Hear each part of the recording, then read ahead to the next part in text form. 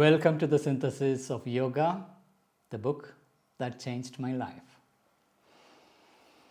Those who are new, we are deeply studying Sri Aurobindo's The Synthesis of Yoga. We have reached part 1, chapter 6, the Ascent of Sacrifice 2. While immersing in these lines of Sri Aurobindo, line by line, we are invoking that presence, coming in touch with his consciousness, and slowly let it seep into our inner depths. And there is a transformation that happens. Once Sri Aurobindo was asked, is reading his writings, will that constitute yoga practice? And he said, yes. And from my own personal experience, I know reading Sri Aurobindo was the most powerful transformational practice in my case. It has created that imprint, things I couldn't understand. By the very act of reading, over a period, the patterns became more and more vivid, clear, nuanced. Initially, you may get an overview, large sketch, and at times you may even feel he is repeating the same thing again and again. But the more clarity emerges as you progress, you will begin to see immense clarity, different domains, patterns. And that's how your mind itself and inner being that would open more and more, or rather the outer being become more receptive through this osmosis of immersing.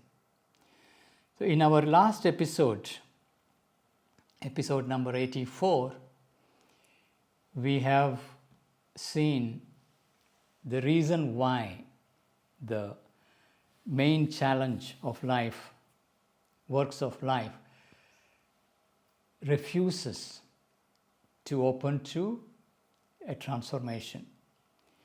And two key issues that Sri Aurobindo clearly isolated and precisely pointed out was the soul of desire and ego. And the life energy, the prana shakti in us that is animating our body and mind, it has this innate nature, innate instinct to grow, to acquire, to possess, to enjoy, battle it out, conquer, create its own empire, the dimension of power. But when it is driven by the soul of desire and ego, ego brings this sense of separation, and soul of desire brings this need to pull everything towards you. You lack something and you have to gather it by all means. Together, they form the dangerous mixture, opening to all kinds of violence, perversions. And therefore the old saying that power corrupts, absolute power corrupts absolutely. So now, having found these two characters as the challenge, now how do we go forward transforming this life nature in us? In that context, Sri Aurobindo also introduced the true vital. Our vitality, there is a frontal vitality and there is an inner vital force which is calmer, wider, and discovering that as the necessary condition for the transformation of this immense vital force in us and the works of life therefore. Now we come to the next episode, 85. We are starting with paragraph 22 The description will give you the link to this chapter, The Ascent of Sacrifice 2, paragraph 22. It is then by a transformation of life in its very principle, not outer behavior, but very, very principle itself. It is then by a transformation of life in its very principle, not by an external manipulation of its phenomena, that integral yoga proposes to change it from a troubled and ignorant into a luminous and harmonious movement of nature. So there is an external phenomena observable at multiple levels. One is, of course, the behavior itself, outer behavior of the body, or as now modern science is able to scan the body, scan the brain, understand the frontal part of the brain that is more rational, or identify amygdala, which is source where emotion seems to be finding its reflections. Then there is a reptilian brain. All that we are mapping at an outer external material patterns. Then we can also look into psychoanalysis within ourselves to see which trauma, which pain, from where does this anger comes, where does this violence is erupting, from where does this insecurity is coming, from where does this sense of separation is coming, sense of wound is coming, analyzing our past experiences. None of this is used by integral yoga. Integral yoga is looking at something deeper, going to the very principle itself, how to fundamentally shift to a deeper dimension. Otherwise, we will modify the surface. Since the foundations have not been changed, it is only a temporary relief. It will fall back into the old patterns. And that had been the challenge historically in the past. We can bring in a great deal of discipline, a mental force and its discipline to control the behavior of the impulses, desires, cravings, all that. But it is still an external imposition. By itself is insufficient. It is then by a transformation of life in its very principle, not by an external manipulation of its phenomena. There are material phenomena, as I mentioned already, the bodily behavior, brain patterns, all that. Then there are much more subtler psychological, subjective phenomena of emotions, thoughts, stories. Not an external manipulation of its phenomena that the integral yoga proposes to change it. From a troubled and ignorant into a luminous and harmonious movement of nature. Movements of nature has this two, troubled and ignorant movement rooted in unconsciousness, and then there is a transformed, luminous and harmonious movement of nature. It is not just human nature, it is deeply woven into the larger nature. There are three conditions which are indispensable for the achievement of this central revolution. Central revolution. It is a revolutionary transformation we are looking at, and it's a central revolution. And new formation. So on one hand, there is a revolution that transforms the old, and there is a new formation that is required. The old is transformed into something new. So there are three conditions which are indispensable for the achievement of this central inner revolution and a new formation. None of them is altogether sufficient in itself. But by their unified threefold power, the uplifting can be done. Conversion made and completely made. So there is an uplifting happening. Remember, this chapter is called the Ascent of Sacrifice, where there is an ascension of consciousness into higher and higher planes. So there is an uplifting that can be done from the fallen state of the life energy within us. It's conversion, and a complete conversion. And there are three conditions, and none of them are independently sufficient. Only their combined working and unified threefold power, the transformation can fundamentally happen. So there are three conditions which are indispensable for the achievement of this central inner revolution and new formation. None of them is altogether sufficient in itself, but by their unified threefold power, the uplifting can be done, the conversion made, and completely made. 4. First, life as it is a movement of desire, and it has built in us as its center a soul of desire, which refers to itself all the motions of life, and puts in them its own troubled hue and pain of ignorant, half-lit, baffled endeavor. So we need to recognize this party. What to do with this party? What is the very first action required dealing with this soul of desire?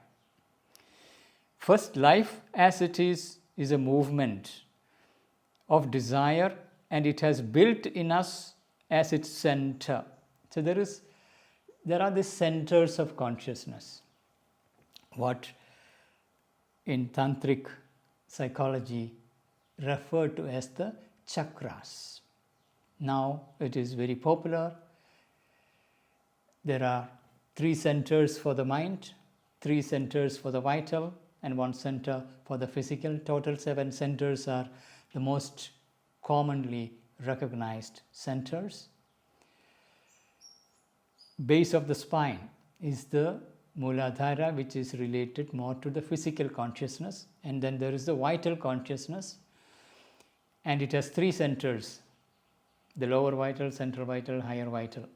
Higher vital correspond to the heart center, and this the central vital to the solar, and the abdominal center to the lower vital. This higher vital corresponding to the heart center, that one has a frontal center.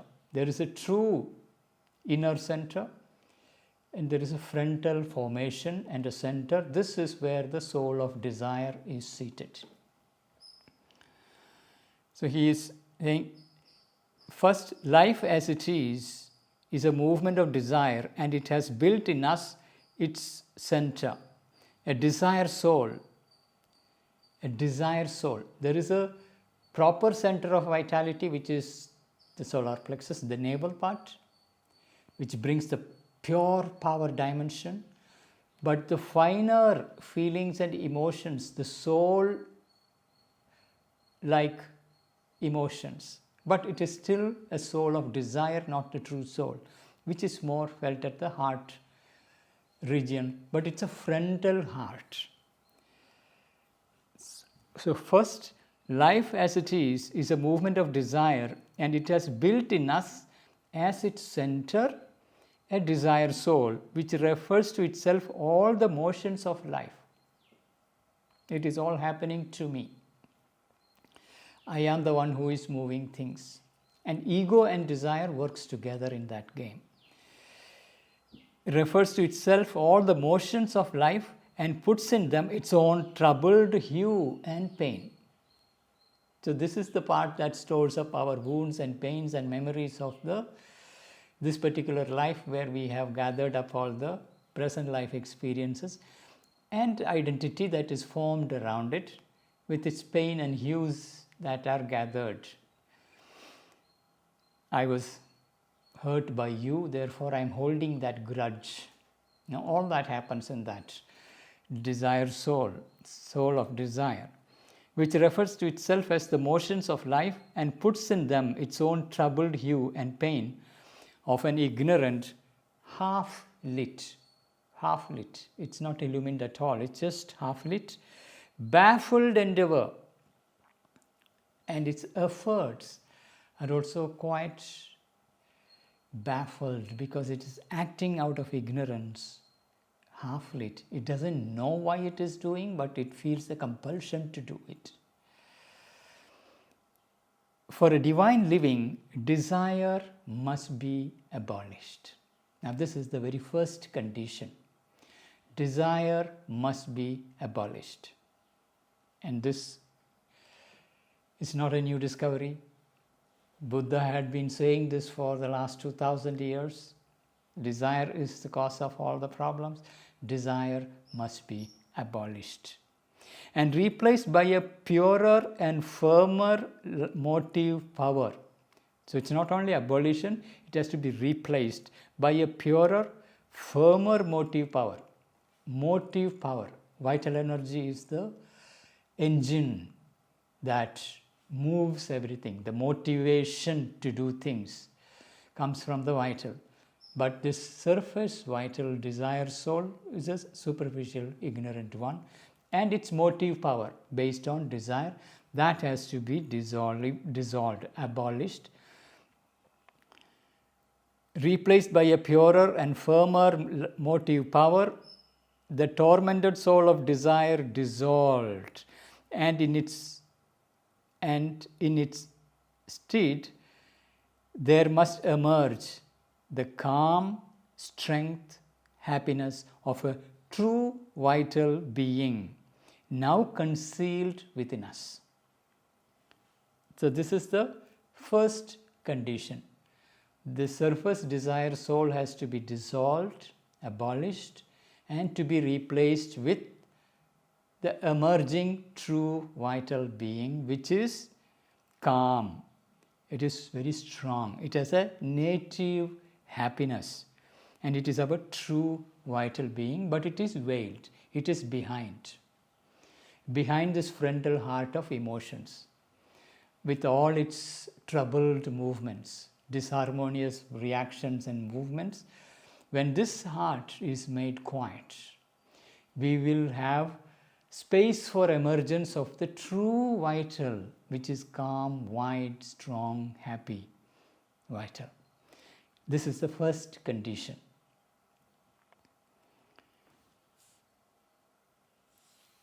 First, life as it is a movement of desire, and it has built in us as its center a desire soul, which refers to itself all the motions of life and puts in them its own troubled hue and pain of an ignorant, half-lit, baffled endeavor.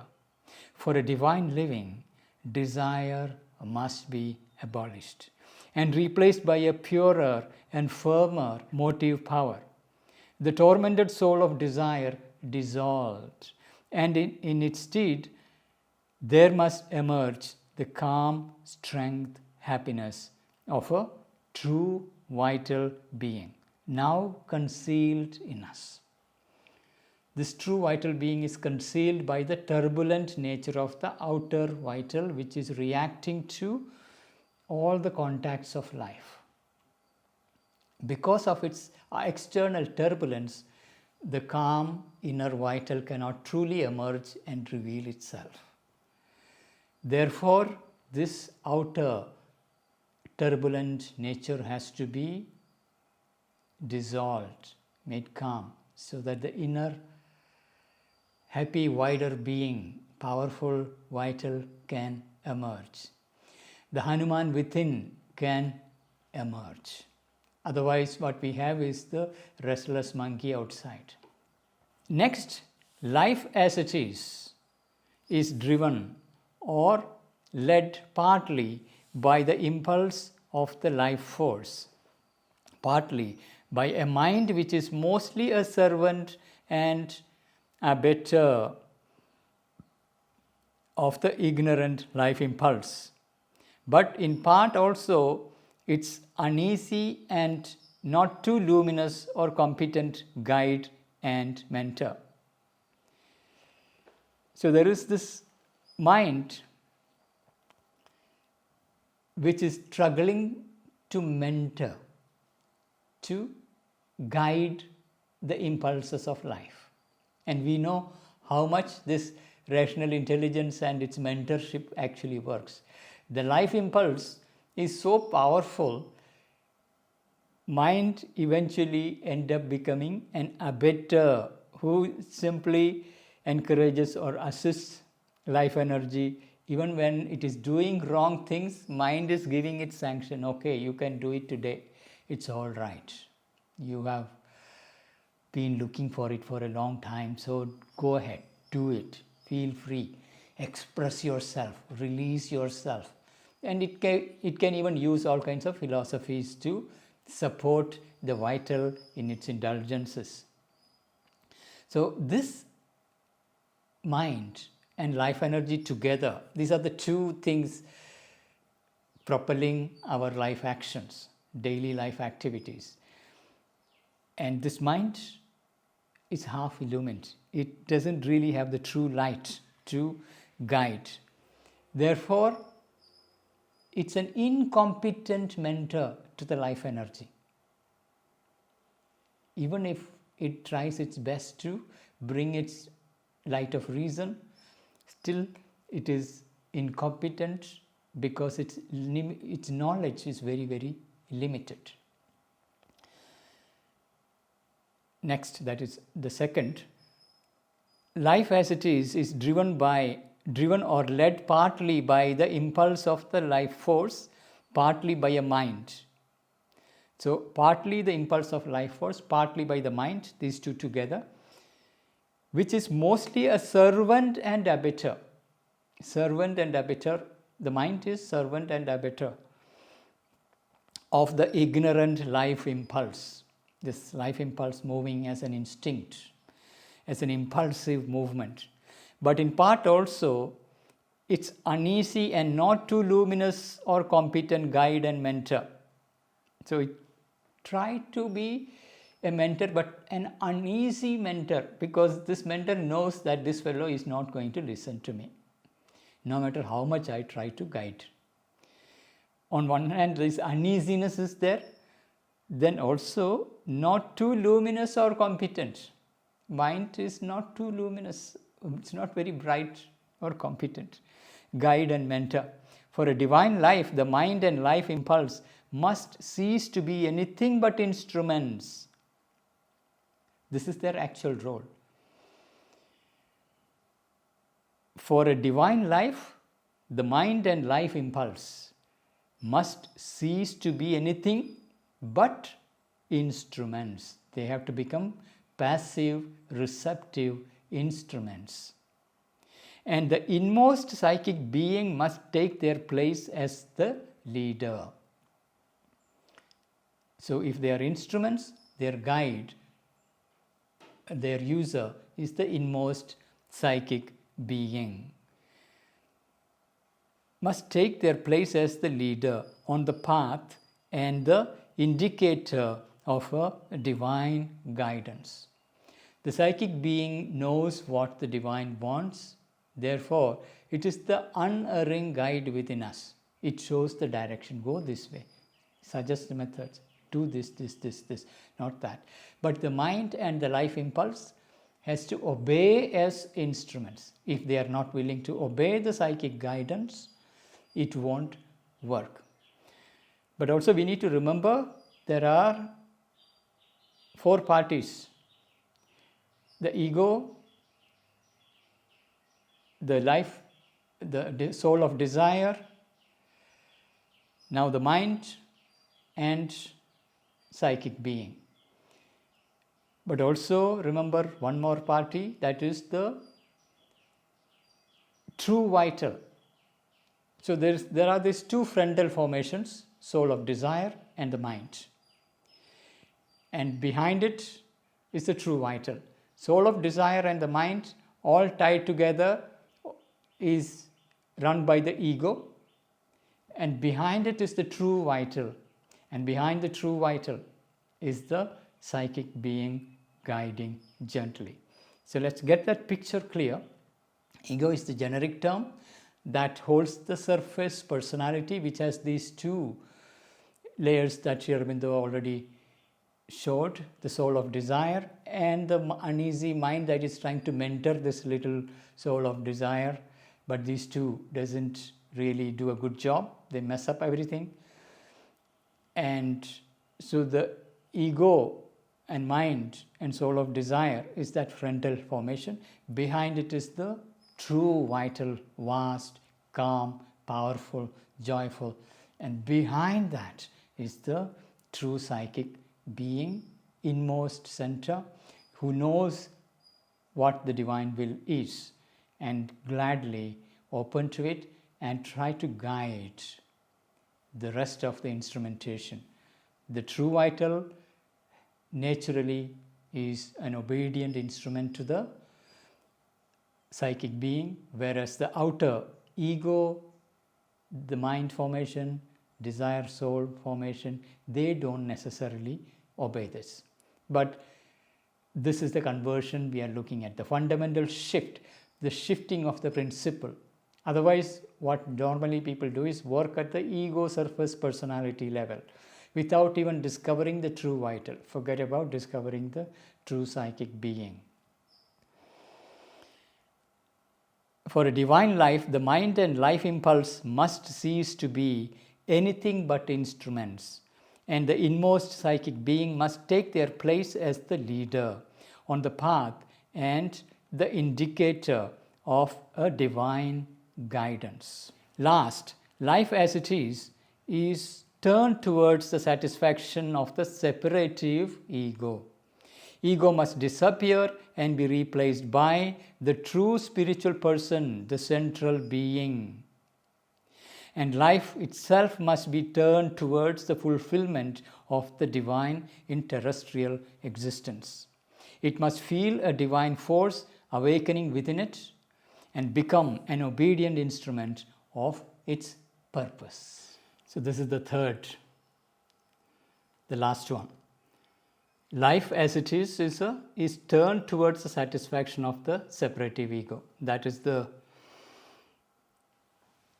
normal life that we lead because of the separative ego that feels that I am separate, and behind it the motive engine is the desire soul. Together there is this satisfying of these two entities as our normal life, which is held together by ego. Ego must disappear and be replaced by the true spiritual person, the central being. So dissolution of the ego, replacement of the ego with the true spiritual person, discovering the true person, the central being. The psychic being within is also referred to as the central being. Also, there is another poise which is referred to as the central being, which is above. There are two positions to the central being,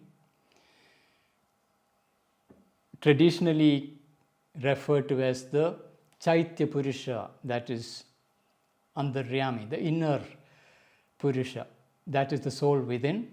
And then there is the Jivatman, that is referred to as the one who is above, presiding over this evolving entity. Both can come into the reference of central being above, central being below. The one who is below is the representative of the true central being above. The central being is overseeing the evolution of the individual in time and space. In that overseeing, there is a delegate that is here in birth, whereas the central being above is beyond birth. This one here in time and space is our evolving soul within the psychic being. That's a delegate from above. And this delegate is holding together all the layers, the mind, the vital, physical, and its development, and working through them. And in that, there is this outer formation, which is the outer personality, which is what ego knows, the surface personality, the ego bound, the mind, desire, soul, all that together. And in that journey, this ego has to be dissolved and to be replaced with the true central being, true person within. Discovery of the true being within is very, very critical. There is even a greater being above. That is not what we are referring to at this stage. It is dissolving of the ego, discovering the true person deep within. True spiritual person who is a delegate of the central being above. And life itself must be turned towards the fulfillment of the divine in terrestrial existence. It must feel a divine force awakening within it and become an obedient instrument of its purpose.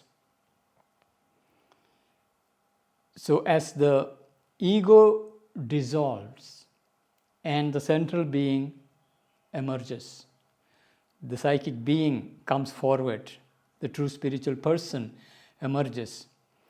That is when the whole life is seen as turned towards the fulfillment of the divine in terrestrial existence. Fulfillment of the divine in terrestrial existence. In this material, earthly existence, this is where the divine is fulfilling its evolutionary game, so that the divinity can find expression in the material nature. Fulfillment of the divine in terrestrial existence. It must feel a divine force awakening within it. Divine force. So there is the action of the Shakti, which is central to integral yoga.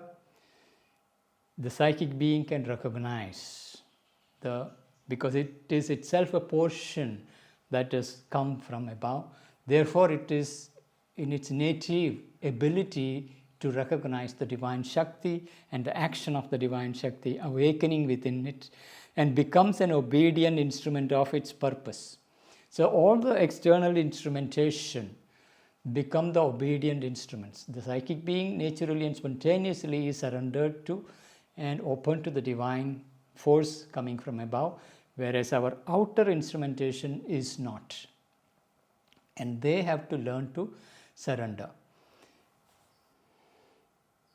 So the three shifts that are required for the transformation we are looking at, for the yoga of works of life. The first condition is the dissolving of the desire soul and replacing it with the emerging true vital, which is calm, wide, and joyful. The second condition required is both the mind and the vital become instruments led by the emerging psychic being. Third condition required is the replacing of the ego, dissolving of the ego, or subordination of the ego to the true person within, the central being who knows, who is a delegate of the central being above, and the Shakti coming from above, to whom which naturally, spontaneously surrenders. So the outer ego personality is replaced by the true being, the true spiritual being within. These are the three conditions necessary for our progress on the path. There is nothing that is not ancient and familiar. in the first of these three transforming inner movements. For it has always been one of the principal objects of spiritual discipline. So, what we have just read is nothing new. Historically, this has been very well recognized for thousands of years. The desire, soul, and the problems that it brings, the ego, these things are very well recognized. So, there is nothing that is not ancient and familiar in the first of these three transforming inner movements. First is the dissolving of the desire soul. Now, this is transforming inner movements. It is not an outer movement. Though desire reflects in the outer behavior, but it is essentially an inner movement. For it has always been one of the principal objects of spiritual discipline. It has been best formulated in the already expressed doctrine of the Gita, by which a complete renouncement of desire for the fruits as the motive of action, a complete annulment of desire itself, the complete achievement of a perfect equality are put forward as the normal status of a spiritual being. So Gita had been very clear about these three things. First, what is the motive of action? Is it desiring results? That must not be the case. Ma phaleshu, don't desire the fruits of your actions. You have rights to action, but not the fruits of action. An action where you're craving for results, desiring results, won't work. The second is desire itself as a principle for action has to move away. Now, what motivates our action? If desire is the engine, that engine has to be replaced. Third, a complete achievement of a perfect equality. You need to have a perfect equality. Desire for results, desire itself removed, and equality established. This is what Gita would demand from a karma yogi. And that is the normal status of a spiritual being. So it has been best formulated in the already expressed doctrine of the Gita, by which a complete renouncement of desire for the fruits as the motive of action, a complete annulment of desire itself, the complete achievement of a perfect equality are put forward as the normal status of a spiritual being. A perfect spiritual equality is the one true and infallible sign of the cessation of desire. When the desire quietens and when desire movements ends, then the indication of equality emerges. A perfect spiritual equality is the one true and infallible sign. That is an infallible sign by which we can at least some outward recognition or sign that is recognizable shows up in a person pursuing inner growth. Cessation of desire as a result, a perfect spiritual equality. Now, how does it look like? To be equal-souled to all things. Equal soul to all things. Unmoved by joy and sorrow, the pleasant and the unpleasant, success or failure. joy and sorrow. Wherever there is a burst of joy, our nervous system gets excited. We have to burst into laughter, an excited behavior. Or when there is sorrow, there is a depression of energy. I don't want to move at all. So there is a dip in energy or an excitement in energy. This is not what we are looking at. Unmoved by joy and sorrow.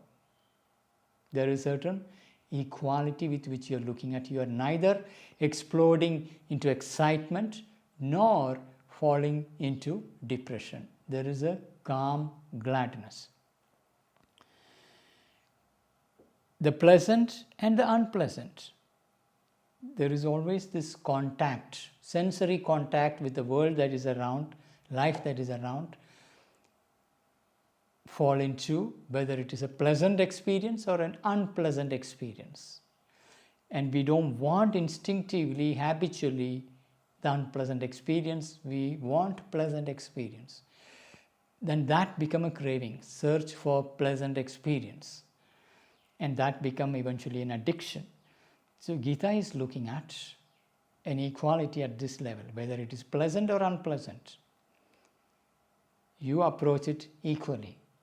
When you are eating food, when there is no salt, for example, when you are used to certain style of cooking, certain particular cultural preference, and when you are getting a food that is from another culture, the experience may not be very pleasant to the tongue, but can you be equal and look at the food, its aroma, for what it is, for its taste, for what it is, and enjoy it without reacting to it. Pleasant and unpleasant, success or failure, getting excited when there is success, getting depressed when there is failure. So none of this behavior are indications. When it goes up and down, there is no equality. Like power supply needs to be stable. So we have stabilizers, energy stabilizers. Otherwise, when there is a high voltage up and down, when it is swinging, it can damage the instruments. Similar way, our internal electricity, when it is stabilized, that is where the equality come into picture. To be equal soul to all things, unmoved by joy and sorrow, pleasant and unpleasant, success or failure. To look with an equal eye on high and low. Equal eye on high and low. There is ranking of the people in our society. Here is someone who is great. Here is someone who is pathetic. Greatness can be in terms of great capacities in various fields, a great scientist, a great singer, a great entrepreneur. On the other extreme, there are people highly incapable, stumbling their way through. These, how do you look at the two? With equal eyes. Friend and enemy. We look at the people in terms of friends, enemies, or neutral. Vast majority are neutral because we don't know them. Among the known people, there are friends and then there are enemies. And we react and respond differently to these classes. So when you become increasingly equal souled, you don't differentiate this way. There is a luminous clarity with which you looking at everyone and every situation with perfect equality, without any bias. The virtuous and the sinner, all that classification goes away. To see all beings, to see in all beings the manifold manifestation of the one. So behind all the masks, there is one being. And in all things, the multitudinous play or the slow masked evolution of the embodied spirit. The spirit is embodied here. And there is a slow masked evolution. When we look at life that is unfolding around us, there is a mask by which the spirit is veiled. And we cannot see where the divinity in all these crude, violent movements of the world. But behind that apparent mask, there is the hidden divinity. And there is an evolutionary process that is unfolding in large time spans. When we look at it in small windows of time and space, things look one way.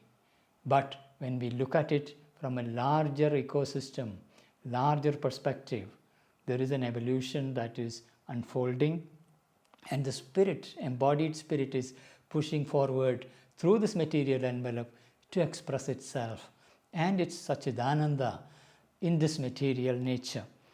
To see in all beings the manifold manifestation of the One, and in all things the multitudinous play or the slow masked evolution of the embodied spirit. That is how a perfect spiritual equality reveals itself. Let's read this line once again. A perfect spiritual equality is the one true and infallible sign of the cessation of desire. To be equal soul to all things, unmoved by joy and sorrow, the pleasant and the unpleasant, success or failure. To look with an equal eye on high and low, friend and enemy, the virtuous and the sinner. To see in all beings the manifold manifestation of the One, and in all things the multitudinous play or the slow masked evolution of the embodied spirit. It is not a mental quiet aloofness, indifference, not an inert vital quiescence, not a passivity of the physical consciousness, consenting to no movement or to any movement. That is the condition aimed at, though these things are sometimes mistaken for this spiritual condition. Equality is often mistaken for various expressions corresponding to physical, vital or mental. In the mind can become quiet, aloof and indifferent. It is perfectly possible for the mind to do that, to detach itself and become quiet, aloof, indifferent to what is happening. Whatsoever is happening, you are not taking any action. You are indifferent to it. You are aloof, separated from the life movements and quiet. But that is not equality. And in the vital, there is an inert vital quiescence. Normal nature of the vital is to react all the time. When that becomes quiet, vital can also become inert. It is not capable of responding to life. It becomes inert. That too is not equality. Not a passivity of the physical consciousness. Physical consciousness is our body has a consciousness which we refer to as the physical consciousness, which is different from the vital consciousness, which is different from the mental consciousness. And this physical consciousness tendency is passivity. A passivity of the physical consciousness consenting to no movement or to any movement. It's like principle of inertia.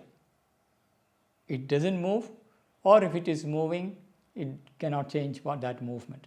Submitting itself to complete no movement or to any movement, because it is so passive, there is no discernment. The tamasic surrender, which Sri Aurobindo always warns against. Not a tamasic surrender. This physical consciousness, because of its passivity, it can fall into that trap. And it might appear to be equality. And none of this has anything to do with true equality. So what is that equality? A wide, comprehensive, unmoved universality, such as that of the witness spirit behind nature. A wide, comprehensive, unmoved universality. Wide, comprehensive, unmoved universality. 4 different properties, such as that of the witness spirit behind nature. There is a witness spirit behind nature. There is a wider terrestrial nature, and the very same witness is witnessing from within us. When you're looking out at the world, there is a witness inside you. An observer is observing the world outside. You can also observe the inner world within you, your thoughts, your emotions, your sensations, energy, all that. But there is a witness who is independent, which is essentially the tip of the iceberg of the witness behind nature. Now, this witness is the pure awareness. It can become aware of your thoughts, emotions, sensations, everything. It can become aware of all that is happening around, outside, inside. But it is the pure witnessing consciousness, pure being, who is standing back, detaching itself. And when this being detaches itself and even spreads out, detaches from this body through which it is looking out, because normally we are identified with this particular body and its history. Therefore, you say, I am this Manoj, so and so experience, this is the history of this person, I know this, all this memory I can recall. Therefore, there is an identification with this body, its history, its name. Therefore, I say, I am Manoj. When you detach from all this identification with the body, you become the pure spirit.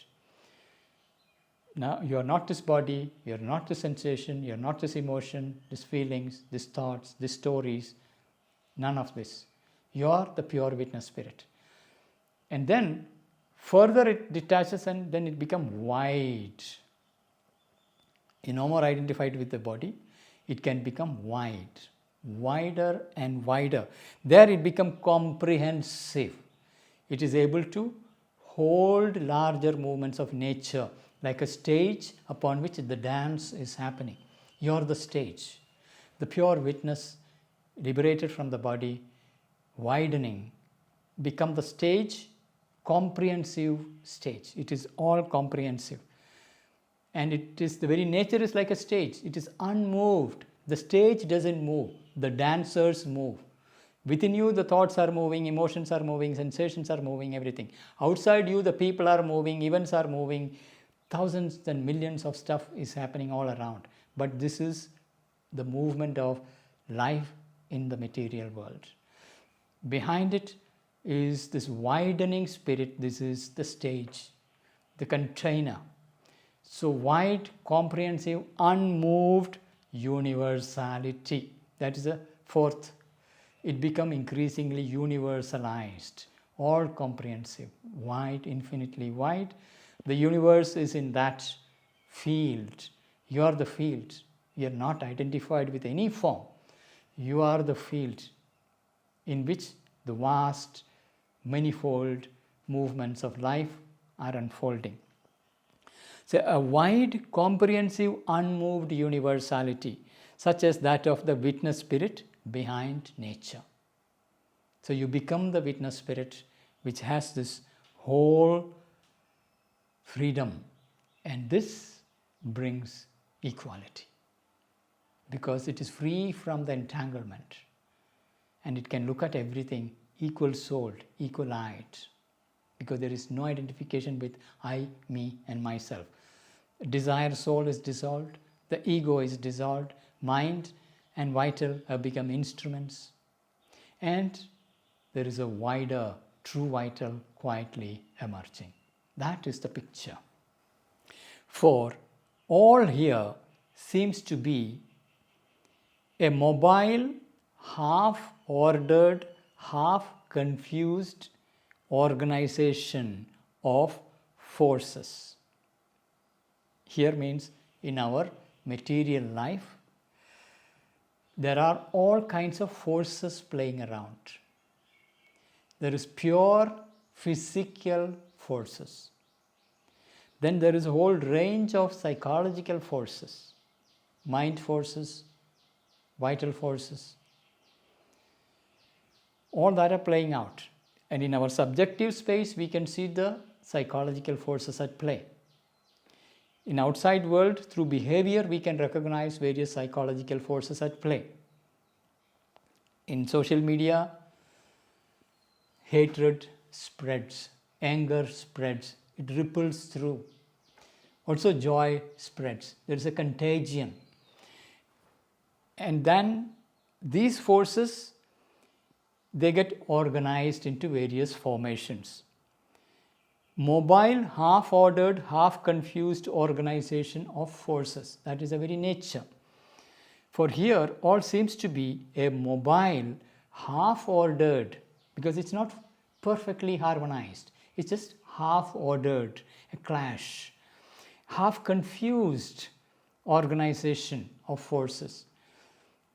Because of this half-ordered, confused organization, we have these entanglements, stagnations, explosions, disharmony, conflict. But behind them, one can feel a supporting peace, silence, wideness.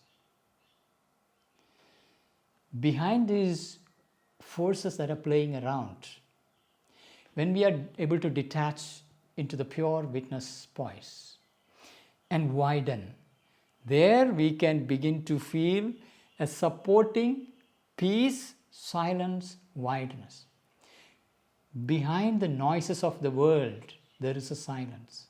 Behind the restlessness of the world events, people's movements, restless, confused mass movements, there is a profound peace of the spirit. And there is an infinite wideness behind all things. So behind them, one can feel a supporting, it is the supporting ground upon which the restless surface waves are constantly rippling through. Supporting peace, silence, and wideness. Not inert, but calm. Calmness is not inertness. We have to distinguish these two words. Inert is something very, very passive, incapable of any intelligent response. It passively moves with whatever force is moving it. But calmness has a conscious choice possible within it. It is not reacting, it is calm, but it is capable of a conscious choice and action. Not inert but calm, not impotent but potentially omnipotent. Potentially omnipotent. Our normal potency for action is very, very limited. We can become calm and potentially capable of making choices and taking action in the world, but this action has limitation. But potentially it can become omnipotent, and that omnipotence will be possible only when the higher ranges of consciousness manifest within the instrumental nature. So potentially there is an omnipotency possible. So behind them one can feel a supporting peace, silence, wideness. Not inert but calm. Not impotent but potentially omnipotent. With a concentrated, stable, immobile energy in it. A concentrated, stable, immobile energy in it. Our normal energy is constantly dispersing. It is, by its very nature, is constantly disintegrating. It's like physical nature. Things run down. There is an entropy. Fruits ripen, then they rot away. There is a composition and decomposition. And there is a continuous decomposing movement happening in nature, not only composing. So in yoga, we need to learn to gather and concentrate and compose. A composed, concentrated state is required. That is why in the yogic tradition, very first thing you learn is to hold the mind to be calm, quiet, single-pointed, unwavering attention, single-pointed attention.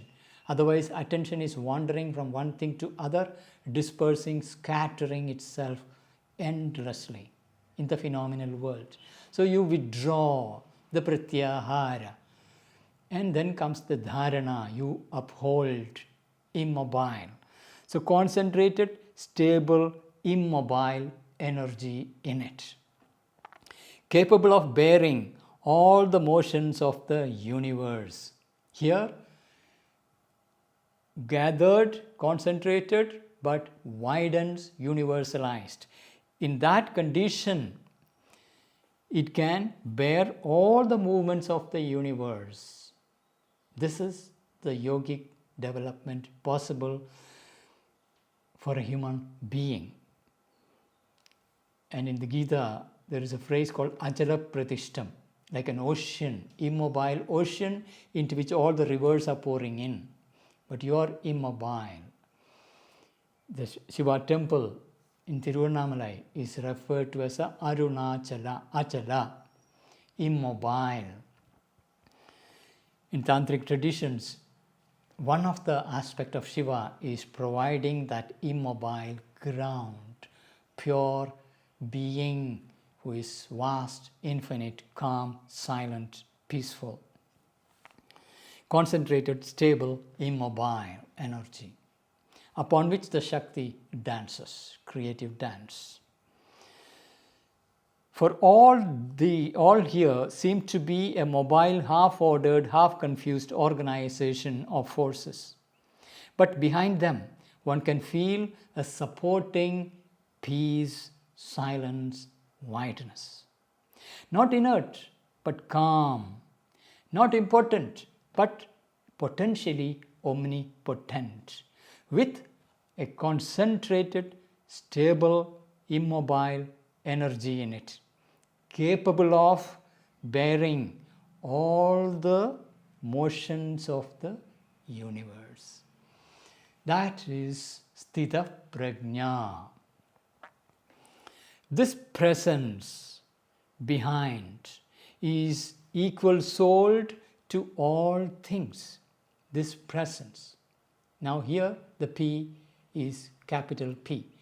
You are no more that tiny little ego-bound conscious presence, but liberated from it, gone into the psychic being, or even widening into universal dimension of the spirit. This presence behind is equal-souled to all things. The energy it holds in it can be unloosed for any action. Unloosening. It can hold back the energy. Imagine it to be like a mighty dam. A dam where it can open and release the waters for a mighty action in the world. That is the kind of potency it has. An energy it holds, it can be unloosed for any action, but no action will be chosen by desire in the witness spirit. So the energy can be released for action, but that choice of what action will not be done by movement of desire at all. The witness spirit is holding the vast container and it can detect, here is the desire movement and I am not releasing the waters of action. A truth acts which is beyond and greater than the action itself. Here T is capital T. A truth acts, truth of a greater self acts which is beyond and greater than the action itself. The action has a specific context in our material life here. But the source from where the action is released, the truth that gives sanction to that action, the releasing of the forces, the energies, is coming from a greater truth. Acts which is beyond and greater than the action itself, or its apparent forms and impulses. For every action that is to be released into the world, it has to take on one or other form of action. You are engaging with life in specific context, therefore it is customized for that context and the impulses that are required in that specific context. Beyond and greater than mind or life or body. So the source is beyond and greater than our individual mind, life and body, and something that universalizes, although it may take for the immediate purpose a mental, a vital or a physical appearance. While we have detached from these outer formations, gone deep and opened upward, and there is a greater truth and universal truth that acts, but it will flow through specific molds of mind, vital and physical, because that is where it gets customized into specific context and contextual requirement. Because each individual is in a life context where actions are to be taken, and it has to be for that specific individual's context. Therefore, what is universal will customize and express itself in an immediate purpose, for the immediate purpose, a mental, vital or a physical appearance. So let's read this line. The presence behind is equal souled to all things.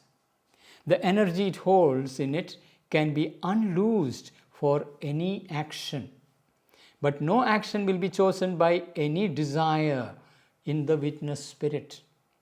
A truth acts which is beyond and greater than the action itself, or its apparent forms and impulses, beyond and greater than mind or life or body, although it may take for the immediate purpose a mental, a vital or a physical appearance. It is when there is this depth of desire and this calm equal wideness in the consciousness everywhere that the true vital being within us comes out from the veil and reveals its own calm, intense and potent presence. So, as the equality gets established, then the true vital from behind the scene emerges, and this true vital is intense and potent, not only just calm, it has a level of intensity and potency that is way beyond our surface vital and its potency and capacity and intensity. So it is when there is this depth of desire and this calm equal wideness in the consciousness everywhere. So the desire has to be dissolved and we are detaching from the ego movements of the surface.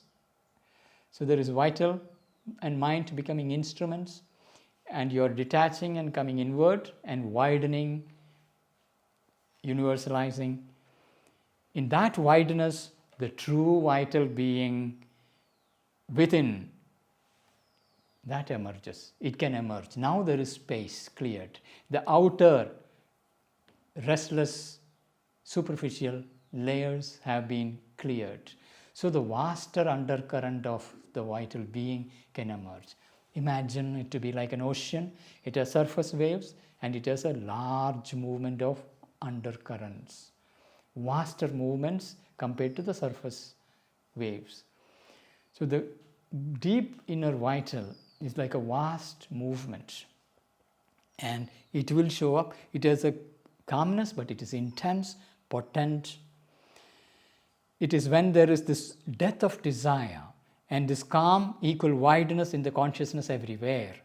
That true vital being within us comes out from the veil and reveals its own calm, intense and potent presence. For such is the true nature of the vital being, Pranamaya Purusha. Pranamaya Purusha. The Purusha of the Prana, the soul, the pure being of Prana. When you are stepping back from the outer ripples, come into the deeper, vaster movement, this is the nature of the Pranamaya Purusha that you discover. Manomaya Purusha becomes the pure, vast witness. Pranamaya Purusha brings the potency of action in the world. It can release the energy, it can give the sanction. Of course, when the Chaitya Purusha is behind it, providing the sanction. For such is the true nature of the vital being, Pranamaya Purusha. It is a projection of the divine Purusha into life.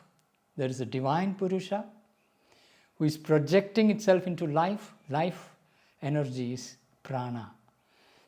In that prana is the Pranamaya Purusha, a projection of the divine. Divine Purusha projecting itself and becoming the Pranamaya Purusha. It is a projection of the divine Purusha into life. Tranquil, strong, luminous, many energied, tranquil, strong, luminous. It is not an opaque vital movement. It's a luminous movement. Many energied. It is not just one type of possibility. There's a many energies flow through it. Obedient to the divine will. It's obedient to the divine will, egoless, yet, or rather, therefore, capable of all action, achievement, highest or largest enterprise. So this egoless, vaster power is truly capable of any action, achievement, highest or largest enterprise. So in Ramayana, we find Hanuman, who is totally dedicated to Sri Rama and Sita. Someone of immense power, who can accomplish any action, achievement, highest or largest enterprise. These stories, in symbolic way, are communicating this true vital who has surrendered to the divine and obedient to the divine. For such is the true nature of the vital being, Pranamaya Purusha. It is a projection of the divine Purusha into life, tranquil, strong, luminous, many-energied, obedient to the divine will, egoless, yet, or rather, therefore, capable of all action, achievement, highest or largest enterprise. The true life force too reveals itself as no longer this troubled, harassed, divided, striving surface energy, but a great and radiant divine power, full of peace and strength and bliss, a wide-winged angel of life with the wings of might enfolding the universe. The mighty power hidden within, the life energy reveals. Sri Aurobindo is using this imagery of angel of life with wings of might enfolding the universe. This is what is to be liberated from us. See, it is so different from a quietude and indifference. It is the true vital capable of immense action with perfect equality. And this is what is expected. And this is what we need to develop. And this is the shift, fundamental principle. Instead of operating from the surface being and its limited operations and possibilities, we shift into this deeper principle of life, which is an obedient power of the divine will. Then mighty action become possible. The true life force too reveals itself as no longer this troubled, harassed, divided, striving surface energy, but a great and radiant divine power, full of peace and strength and bliss, a wide-wayed angel of life with its wings of might enfolding the universe. This is what we are aiming at when we are looking at works of life. This mighty possibility is there. We have to shift from the surface person to this true vital. For that, dissolving the desire soul, allow this to emerge. Dissolve the ego, let the psychic being lead, and let the mind and vital become the instruments, so that the true divine will can find its expression through the instrument that is now ready for mighty action. With that, we come to the end of this episode. Thank you for being with me in this journey. Please do share your joy, your discoveries, your explorations. That will be of value to other seekers who are traveling along with us. See you next week. Thank you.